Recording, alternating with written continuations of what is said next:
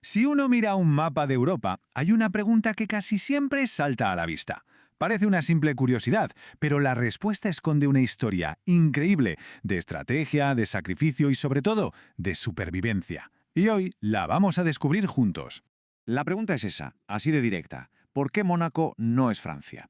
Porque a primera vista es raro, ¿no? Es un trocito de tierra minúsculo en la costa mediterránea y está completamente rodeado por territorio francés. ¿Cómo es posible que siga siendo un estado soberano e independiente?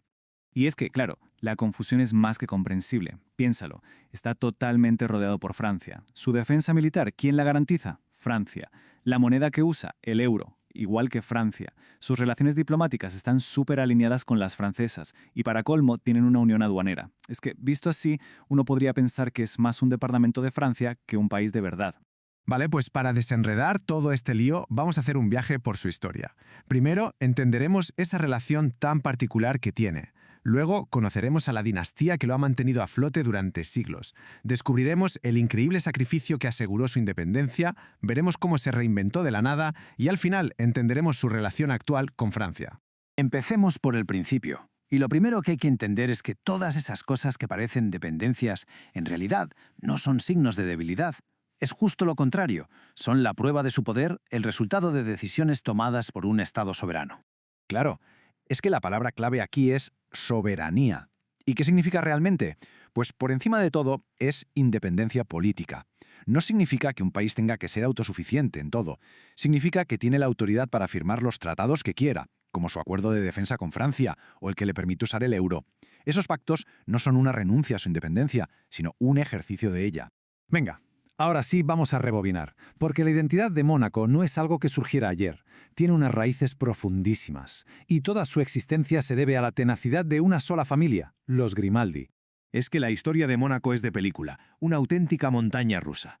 Todo empieza en 1297, y ojo a esto, cuando François Grimaldi se disfrazó de monje para poder tomar la fortaleza. ¡Increíble! Durante siglos sobrevivieron poniéndose bajo la protección de potencias como España y Francia. Consiguieron que se reconociera su soberanía en 1641, pero luego llegó la Revolución Francesa y ¡zas!, lo borró del mapa. Volvió a existir en 1815, sí, pero otra vez como un protectorado, o sea, dependiendo de un estado más fuerte, esta vez el Reino de Cerdeña. A ver, vamos a pararnos un segundo en esto. Los Grimaldi son la dinastía reinante más antigua de Europa. Han gobernado este pequeño territorio durante más de 700 años. Solo eso ya te dice mucho sobre la resistencia y la habilidad diplomática que definen su independencia. Pero toda esta historia de supervivencia nos lleva a un punto de inflexión, un momento que lo cambia todo, y que de hecho define el Mónaco que conocemos hoy. La clave de todo está en un acuerdo que supuso un sacrificio territorial, casi inimaginable. Mirad, es que antes de 1861, Mónaco no era el puntito que vemos hoy en el mapa. Era bastante más grande. Incluía los pueblos de Mentón y Roquebrune, que no solo le daban más tamaño, sino que ahí es donde estaban casi todos sus recursos agrícolas y sus ingresos. Y entonces, de repente, ¡zas! En 1848, esas dos ciudades se rebelan. Para Mónaco fue un desastre total. Un golpe que culminó con la pérdida de casi todo su territorio. ¿Cuánto? Pues nada menos que el 95%. Y es justo ahí, en 1861, cuando Mónaco, contra las cuerdas, hace una jugada de ajedrez magistral.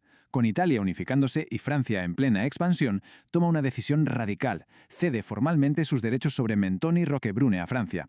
Y a cambio de este sacrificio enorme, consigue el premio gordo, lo que llevaba siglos buscando, el reconocimiento definitivo y para siempre de su soberanía. O sea, literalmente, cambiaron tierra por independencia. Claro, esta decisión tuvo una consecuencia brutal e inmediata.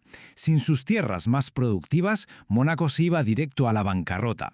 La supervivencia exigía una reinvención total. O creaban un modelo económico nuevo de la nada o simplemente desaparecían.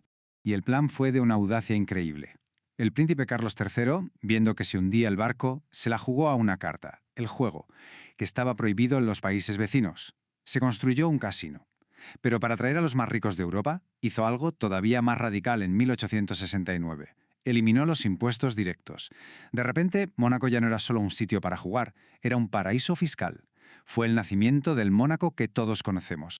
De hecho, hay un detalle genial que lo resume todo. A ese nuevo barrio, el corazón de la nueva economía, lo llamaron Montecarlo, que significa literalmente Monte de Carlos, en honor al príncipe que tuvo esa visión tan increíble. ¿Y qué tenemos hoy? Pues aunque mucha gente piensa en Mónaco y solo le viene a la cabeza el casino, la realidad es que su economía se ha diversificado un montón. Los servicios financieros, científicos y técnicos son ahora los que de verdad tiran del carro, lo que demuestra el exitazo a largo plazo de aquella reinvención forzada. Y todo esto nos trae al presente.